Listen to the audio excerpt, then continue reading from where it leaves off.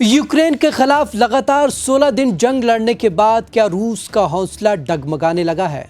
यानी कि 2 हफ्तों से ज्यादा की थकान के बाद रूसी सैनिकों की कार्रवाई धीमी पड़ रही है और इसकी चिंता पुतिन को भी सता रही है।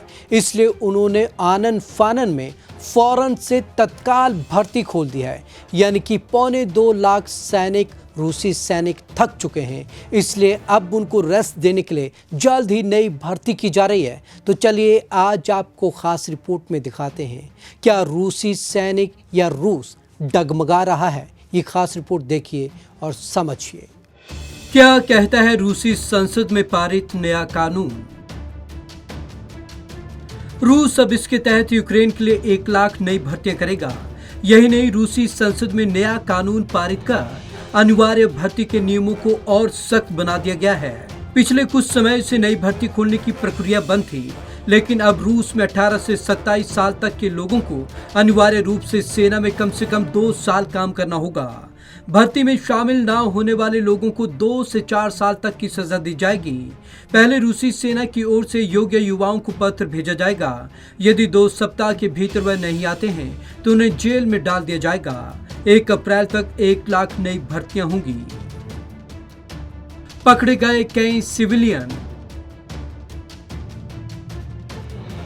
यूक्रेन ने युद्ध के दौरान ऐसे कई रूसियों को पकड़ा है जो रूसी सेना के नियमित फौजी नहीं हैं। पकड़े गए ऐसे कई लोगों के वीडियो यूक्रेनी सेना ने वायरल किए हैं।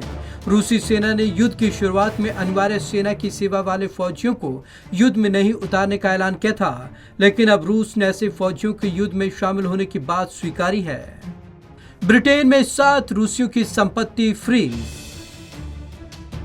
ब्रिटेन में गुरुवार को 7 और रूसी धन कुबेरों की संपत्ति पर रोक लगा दी गई।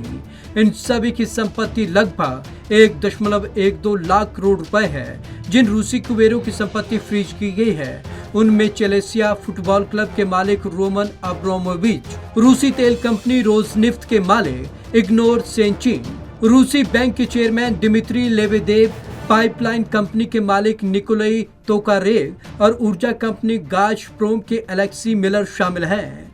ब्रिटेन में अब तक 48 रूसी कुबेरों की संपत्ति को फ्रीज किया जा चुका है। आधे कीव का प्लान। 40 लाख की आबादी वाले यूक्रेनी राजधानी से लगभग 20 लाख लोगों का पलायन हो गया है। अमेरिकी राष्ट्रपति कमला हैरिस ने कहा है कि नाटो के सदस्य देशों को हर हाल में सुरक्षा प्रदान की जाएगी। Bureau report, Punjab Kesari TV.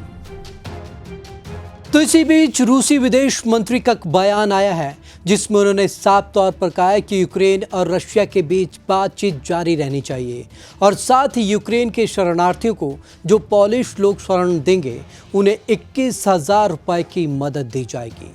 यानी कि रूस हर संभव कोशिश कर रहा है यूक्रेनियों के साथ जिस तरीके का अच्छा व्यवहार किया जाए और वो कॉरिडोर बनाने को भी तैयार है ताकि मैन की कैजुअल्टी कम हो सके। यानी कि किसी भी तरीके से युद्ध से आम इंसान को कोई नुकसान ना हो। लेकिन जिस तरीके से युद्ध लंबा खिंच रहा है उससे साफ तौर पर स्थिति कहीं न कहीं गंभीर होती जा रही है, क्योंकि कई शहर तबाह हो गए हैं और कई स्कूल और कॉलेज भी यूक्रेन के इस दौरान तबाह हो गए हैं।